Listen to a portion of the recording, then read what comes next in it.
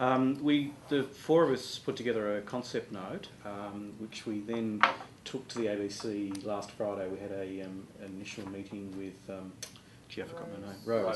Rose Hess, yeah.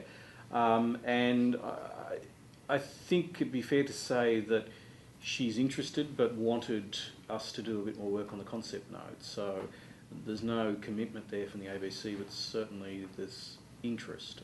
The idea that's tentatively being developed is to go into the future to about 2050 and set up a scenario of a small island state where people are wanting to come to Australia and essentially build the trial around that and try and tease out some of the key issues, both from the science and the humanitarian issues surrounding climate change, refugees, etc. David put together in record time this fabulous summary of these key issues associated with the interplay between climate change science, human rights, and the state of play with regulations and international agreements about human rights.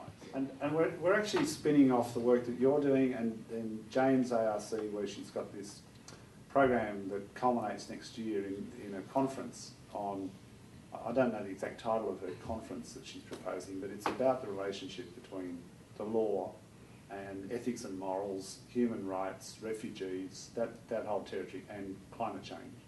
And the pitch to Compass is basically that we've heard a lot about carbon trading, we've heard a lot about controversy over climate change science, but we haven't heard quite as much about that humanitarian level and the moral and ethical questions associated with people having to move, with changing patterns of land use, all of that. So that's where this is going to focus. And the idea of the mock trial, as Jane then wrote up, what we ended up settling on, Jane and David were talking about the various arrangements in the international arena for bringing countries to account.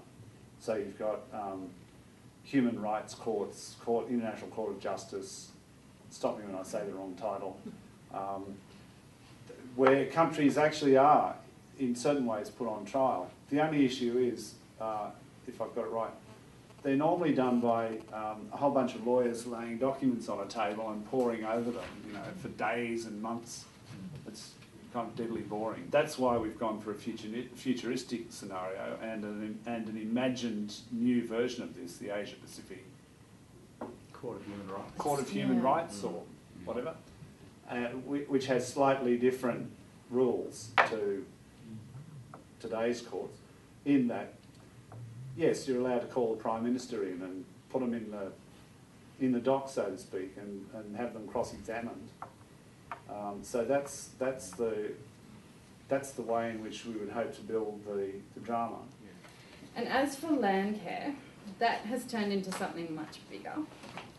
We had a meeting on the 17th of September, and it was me, Darcy Wentworth from the School of Photovoltaics, Alex Surace, John Mason, and Cameron Little, who used to run the environment unit here. And basically, we're going to put together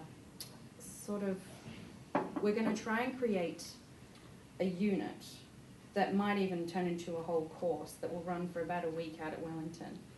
And it will sort of focus around Wellington being a demonstration site of renewable energy. And I know that sounds huge, but it's actually really doable. And the way we're going to do that is, everyone's probably aware that with this new government, there's a whole lot of money going into regional Australia. And so we've been asked to put in a pretty big bid to the Orana Regional Organisation of Councils, who are offering money for universities to develop a renewable energy program out there.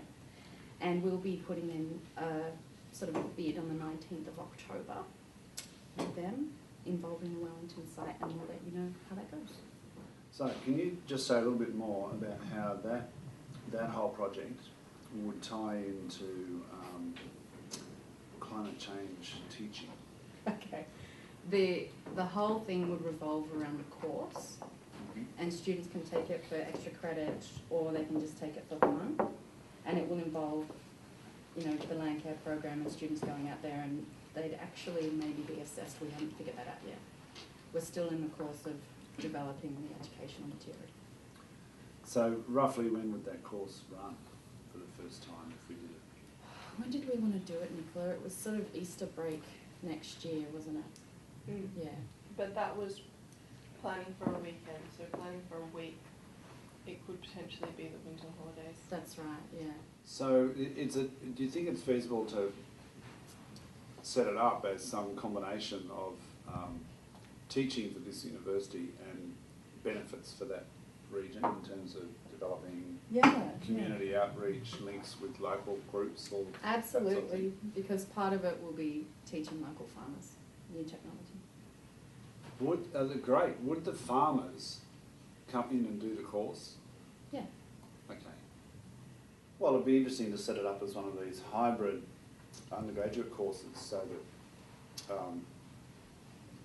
an undergraduate student could get credit for it in the usual way, either as gen ed or as a course that's an elective in the program, or a master's student could do it. And then it could be a short course initially for farmers funded under that support scheme.